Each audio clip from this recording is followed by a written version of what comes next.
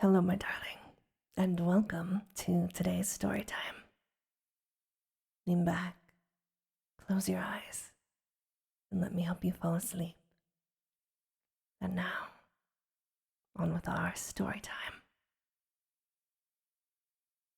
You are tucked away in a dark corner of your university's library. You reach forward, fingertips just grazing a strange, fabric-bound book, pages fading and yellowing. Very few pages. You pull it out, mesmerized. The title read, The Betty and Barney Hill Story.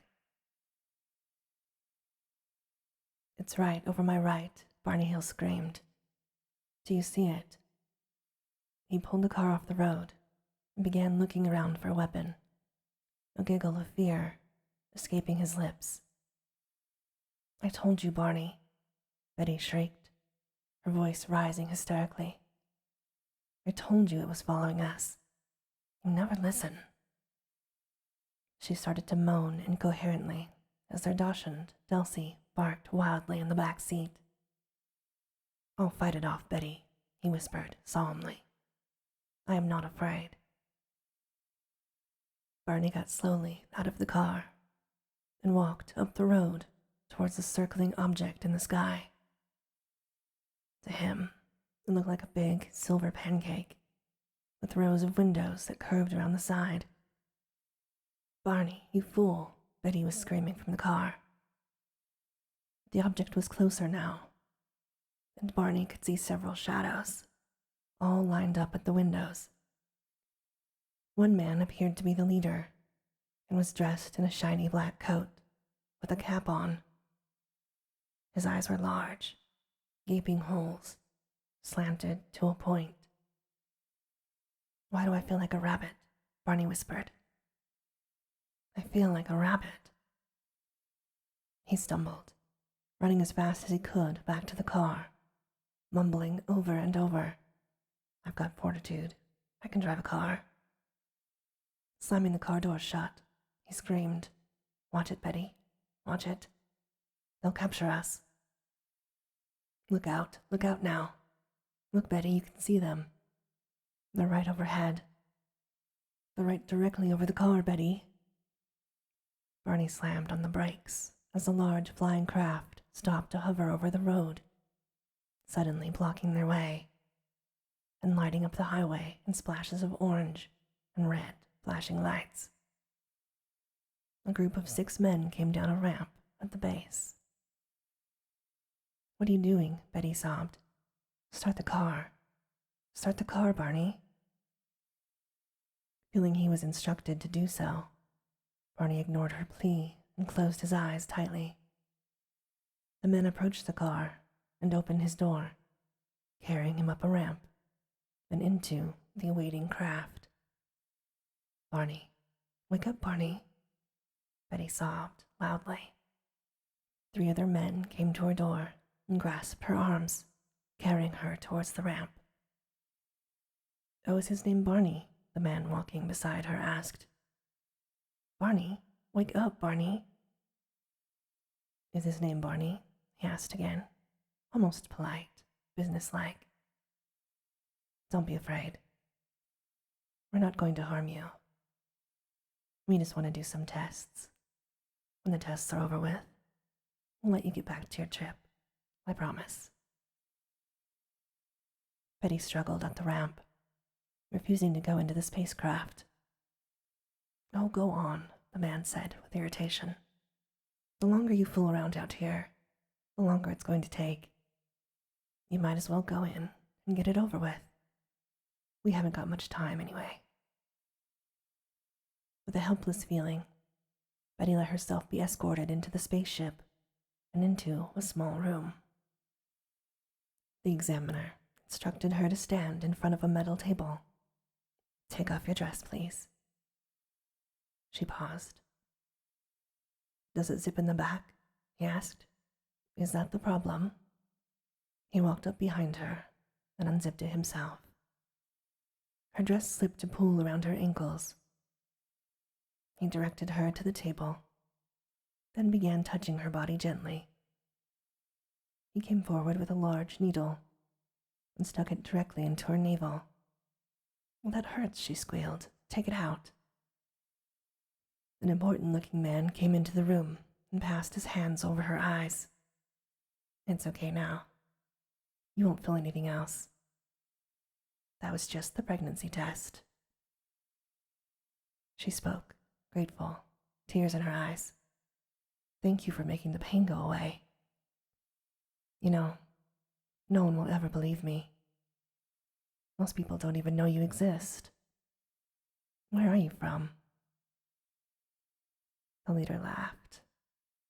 "What do you know about the universe?" "Nothing really." She felt like sobbing suddenly.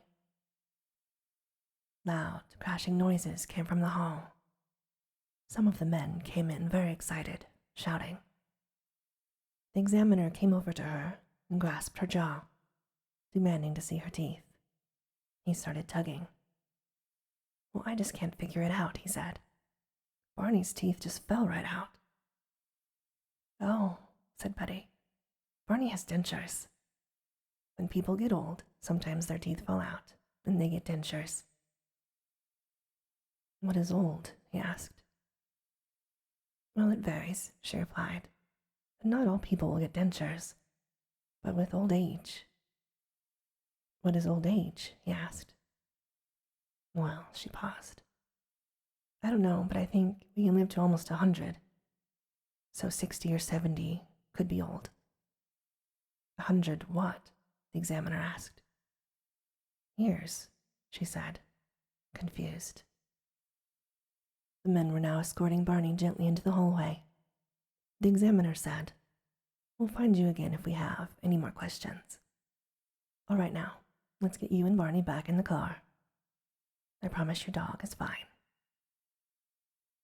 Betty felt overwhelmed with happiness and was escorted back to the car with Barney, where they found Delcy, happily sleeping. Barney started laughing hysterically. "That was the funniest thing, Betty. The funniest thing ever. I don't know, mighty mysterious. I guess I won't say anything to anybody about this, because it's too ridiculous, isn't it? Really funny, though. Wonder what the porters would think." "Were you scared, Betty?" "I wasn't. Not for a second. They were funny, especially with my teeth. It's ridiculous to talk about." He laughed a little. He paused for a long time, his hands lightly on the steering wheel. "Well, my sweet," he said, "it looks as if we're getting into Portsmouth a little later than I expected." He paused, some uncertainty in his eyes. "Later than I expected."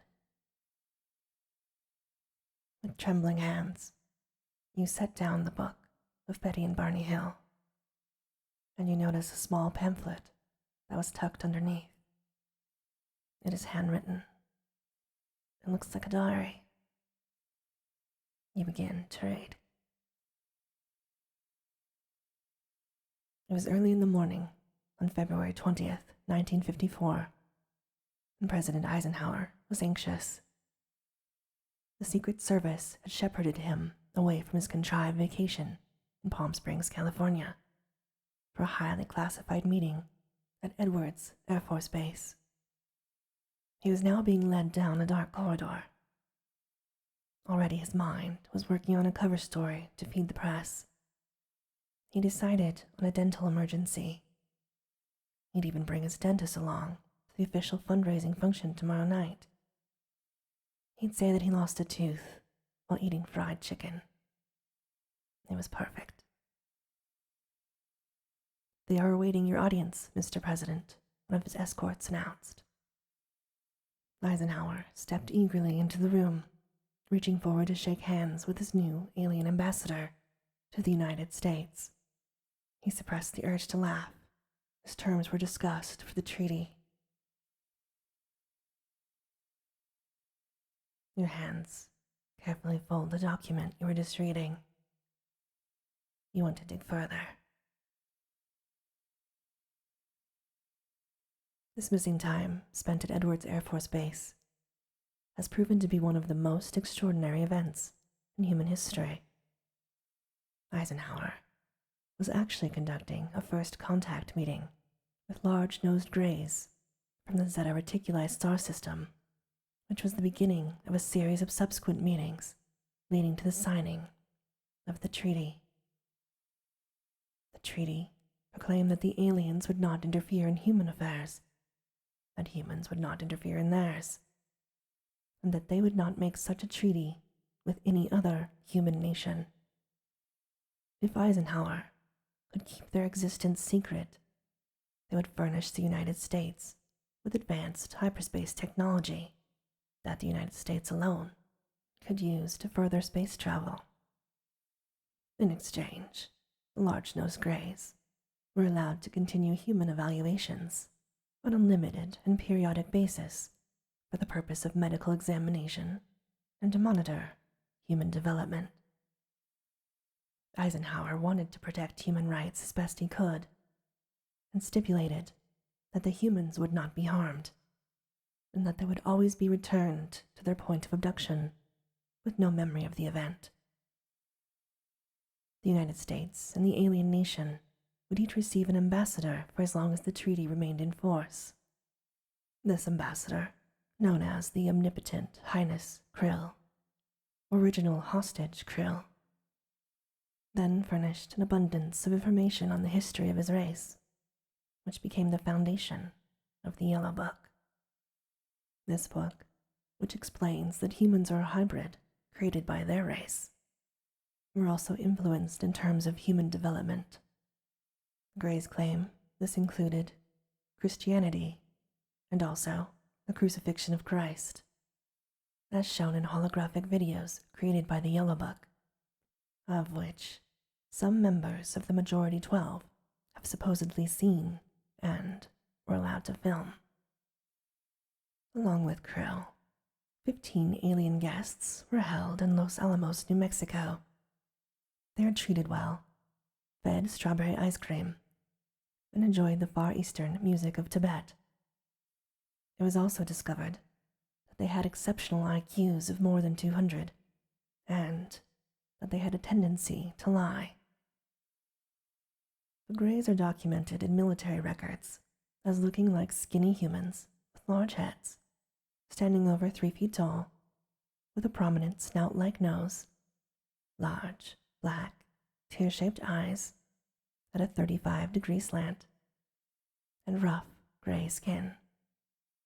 Scientific tests have confirmed that though their organs are similar in nature to humans, they have a non-functioning digestive system.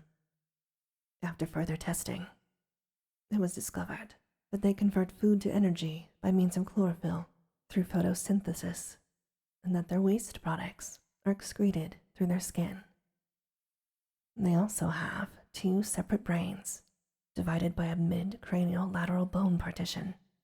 Such a separation suggests an extraordinarily advanced evolutionary system, and the capacity for telepathic communication and manipulation. Simple alien abductions became downright terrifying when, in late 1979, the discovery was made that the large-nosed Greys were implanting tiny probes, about 3 millimeters in size, into the brains of certain abductees. These implants could control the human hypnotically and telepathically. Advanced hypnosis was used on the abductees to determine the nature of such implants, and it was revealed that such attempts triggered life-threatening reactions and death. Quite a few died. It was also revealed, after hypnosis, that females were often used in crossbreeding experiments with disastrous consequences. Females that were pregnant before abduction returned, minus the fetus. Males were usually ejaculated under duress or hypnosis, and their semen was saved for further experimentation and breeding trials. After intense questioning, the large-nosed Greys admitted that they were using human and animal parts for sources of glandular secretions, enzymes, hormonal secretions, and blood for their genetic trials. They stated that their genetic structure had deteriorated after billions of years of existence. They were no longer able to reproduce. Their actions were necessary for future survival. They had to continue the trials. If not, their race would cease to exist. To keep track of the alien encounters, Eisenhower commissioned MJ-12, or the Majority 12, under the Jason Society umbrella as a secret control after its establishment by order of President Harry S. Truman in 1947. The Majority 12 would take charge of the technical, sociological, and other aspects of the crashed, unidentified flying objects and recover the small alien occupants, dead or alive. The Jason Society was originally comprised of 32 of the most prominent men in the country, including President Harry Truman, President Eisenhower, President John F. Kennedy, President Hoover, President George Bush, Dr. Henry Kissinger, Nelson Rockefeller, the Director of the CIA, Alan Welsh Dulles, the Secretary of State, John Foster Dulles, the Secretary of Defense, Charles E. Wilson, the Chairman of the Joint Chiefs of Staff, Admiral Arthur W. Radford, and 6 men from the Executive Committee of the Council on Foreign Relations known as the Wise Men. The group continues to function today, although none of the original members are still alive, and has had the responsibility of establishing an ongoing relation with the large-nosed greys from the third planet of the star system, Zeta Reticuli. For security measures, any member of the Majority 12 that defected would suffer any one of the following direct consequences: a verbal warning, a stronger warning with overt intimidation of their family, confinement in detention centers, confinement in insane asylums, where they would be treated with stages of mind control, to be released only when their identity and memory were altered, psychological workups on the defector to bring on depression and lead to suicide, murder of the defector and made to appear as an accident or suicide, or strange and sudden accidents, always fatal. As part of the treaty, the large-nosed greys were required to furnish Majority 12 and the National Security Agency with a list of all human contacts and abductees on a regularly scheduled basis. The list was to be secured for later government follow-up if such persons, when released, required medical assistance or psychological adjustment. Unfortunately, this list has since become a point of great contention for the United States, as the number of abductees has risen to over 3 million, and the list furnished by the aliens has only half that number listed. Documented in the Krill Papers in 1987, one of the other races of aliens, called the Nordics, contacted the Majority 12 and made the following comments. Were you a culture about to invade, you would not do it with a flourish of ships and undergo risk of being fired upon. That's a type of warfare that the slightly less evolved get into. The large-nosed greys are insidious little fiends. They did exactly to us what they're doing here to you. You are not on the verge of an invasion. The invasion is already taking place. You would present yourself to some powerful group who would protect you, and they would covet you, and you could trap them with their own mass stupidity. You would sit back and laugh if you had the capacity to laugh. You would start doing crossbreeds and more crossbreeds, generation after generation. Maybe 100 or 200 years from now, the races would even physically mingle. You may have some creatures walking around, or hybrids between us and your own race. but anything that walked around would look like a human.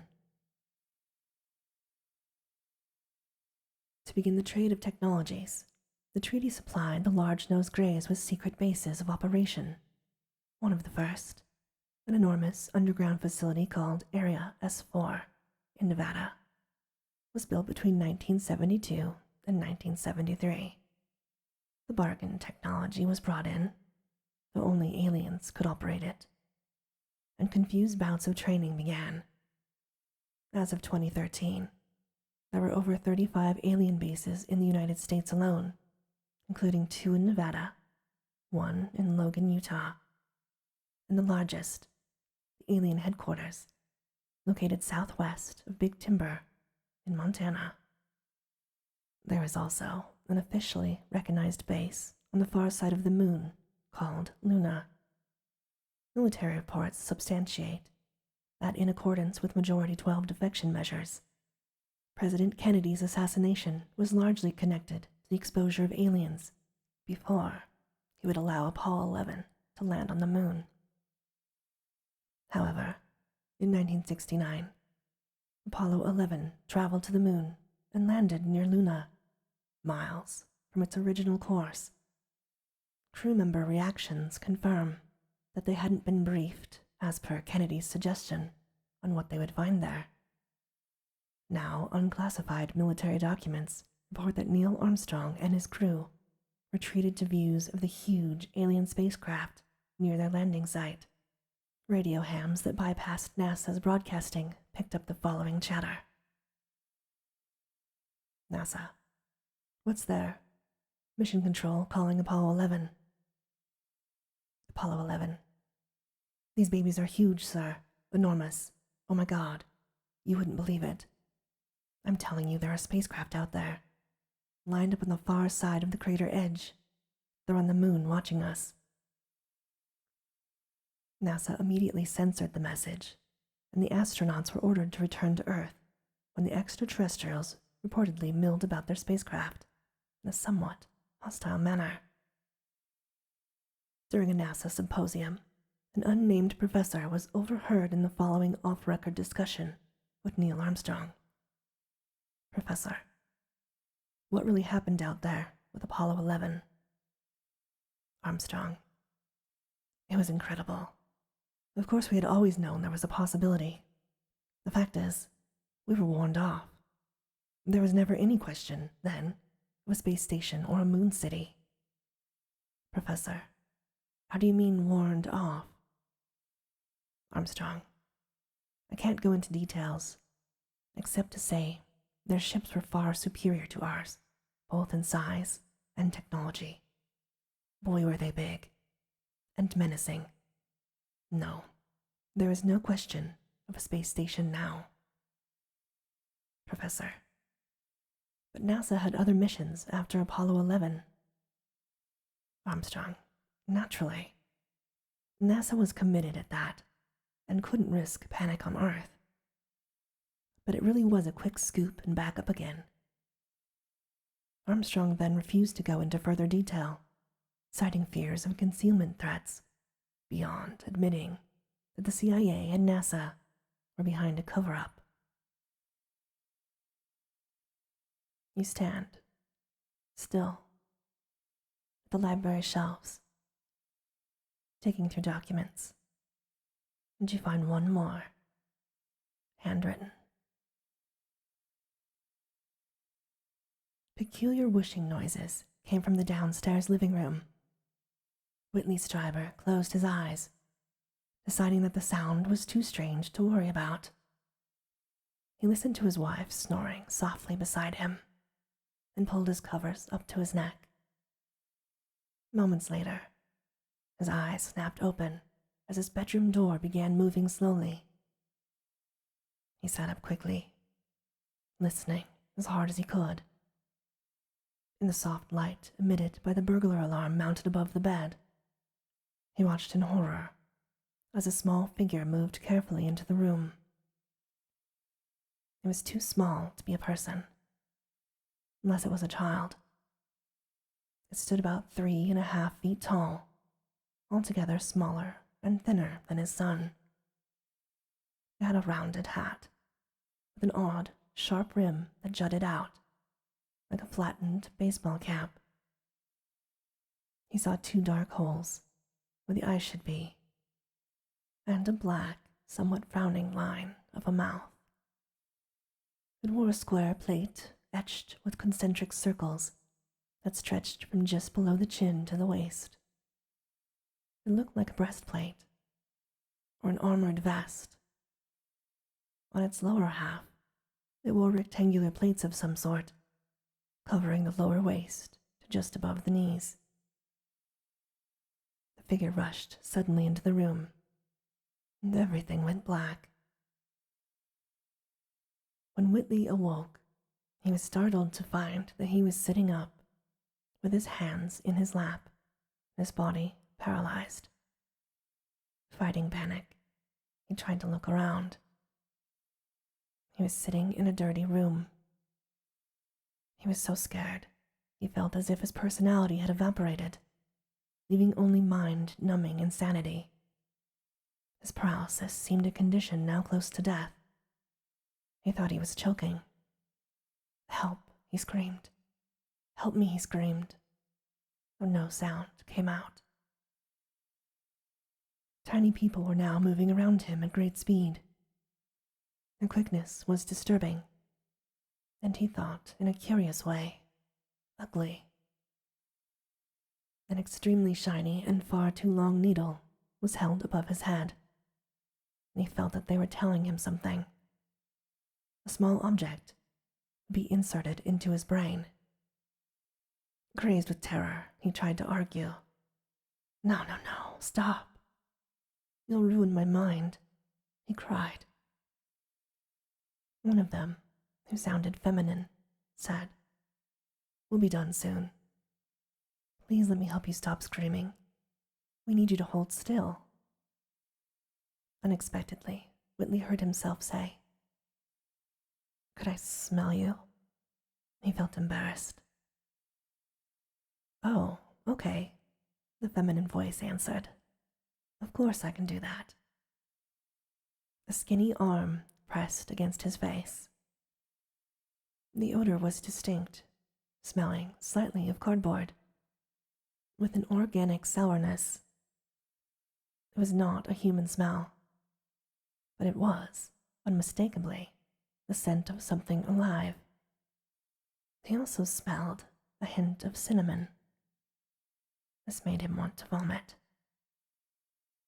Then there was a loud bang and a flash of brilliant light. Whatever they had done was over. Whitley sobbed and started screaming, sliding down into a cradle of tiny arms.